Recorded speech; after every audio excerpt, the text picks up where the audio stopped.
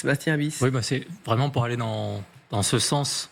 Je crois qu'on ne doit jamais être amnésique, et surtout pas au Moyen-Orient.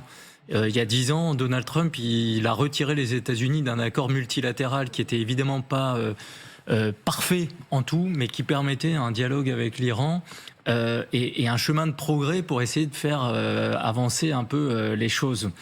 C'est lui qui s'est retiré de cet accord, et ce serait quand même un comble 10 ans plus tard, qu'on nous explique que Trump souhaite un accord mordicus sur le dossier iranien, sachant que, comme a dit Grégory, la liste des conséquences des actes qu'il a commis récemment font que cet accord sera de toute façon extrêmement étonnant. Alors oui, il peut avoir un volet économique, etc. Sauf que sur le volet économique, on voit bien que, encore une fois, soyons pas amnésiques et naïfs sur le Moyen-Orient, beaucoup de voisins de l'Iran ne veulent surtout pas un Iran réémergent sur le plan économique et régional. Donc l'enclavement de l'Iran.